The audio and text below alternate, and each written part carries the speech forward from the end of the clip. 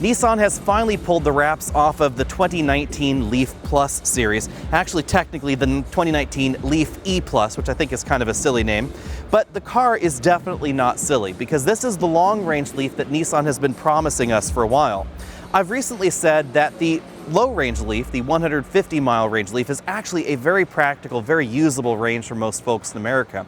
But they've taken that to the next level with the new 62 kilowatt-hour battery pack. Under the hood, we also find more power, 214 horsepower out of this electric motor. That's likely going to make this faster 0 to 60 than the new EVs we see from Korea or the Chevy Bolt. Charging happens behind this door right here. We don't see any changes to the onboard level 2 EVSE, which is the one that connects to this J1772 port here. But behind this E Plus port, we find the next generation of CHAdeMO charge ports. This will support a 70 kilowatt charge, which is a little bit faster than the regular version of the Leaf. They'll help you gain range faster if you can find one of those new CHAdeMO charging stations, which are not terribly common in America.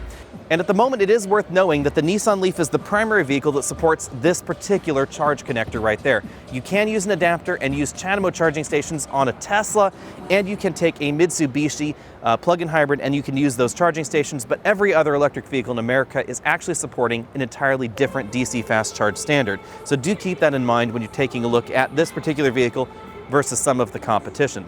Aside from that, everything that you know about the regular Leaf continues for the Leaf E Plus.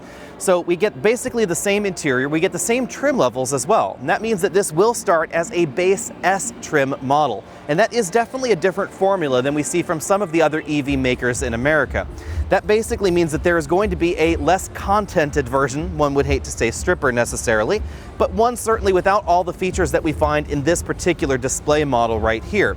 Now, we don't know exactly how many features have been removed, but we do know that in the base regular Leaf, for instance, we get steel wheels, we don't get the DC fast charge connector, we don't get Apple CarPlay or Android Auto, and we don't get some of the other interior niceties. But on the flip side, we do get a very, very low base price. In fact, if you qualify for all the federal and state incentives available in the US, then you actually could drive down a regular Leaf down to about $20,000 effectively. Now, we don't know the price tag on this particular model, but when I asked Nissan about it, their exact words were, "I certainly hope it's less than $36,000. That actually leads me to think that that base S trim is likely going to be only a few $1,000s more than what we see here. Now, the difference could be $3,000 to $4,000, perhaps somewhere in that price range, but it still means that you could effectively get something like this in base form with all that range down to maybe about $24,000 to $25,000. We should know very soon. However, I am at this point sad to say that I was not able to attend the launch event for this vehicle. It is coming up soon, so you will likely see reviews coming out very shortly on the Leaf E Plus. Unfortunately, I was otherwise engaged, so I did have to turn that particular invitation down. However, I should be able to get my hands on one of these for a complete week come early April, so expect to see a full review on this at that time. As I've said before, the Nissan Leaf is kind of an interesting car because this is definitely designed to be profitable for Nissan and also available in all 50 states. That's really obvious when you take a look at the overall design considerations in this vehicle.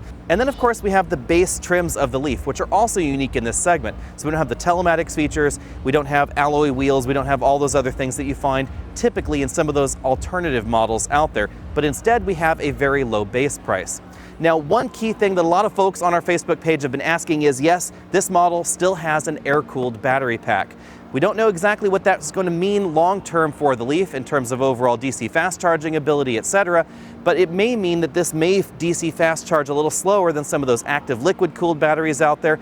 It also may mean that overall long-term battery life could be a little bit lower if you live in a hotter climate and DC fast charge regularly. But there are just too many unknowns at this point. We can't really say those sorts of things for sure, so I would generally expect this to have basically the same sort of battery lifetime, longevity, etc. that we see in the regular Leaf.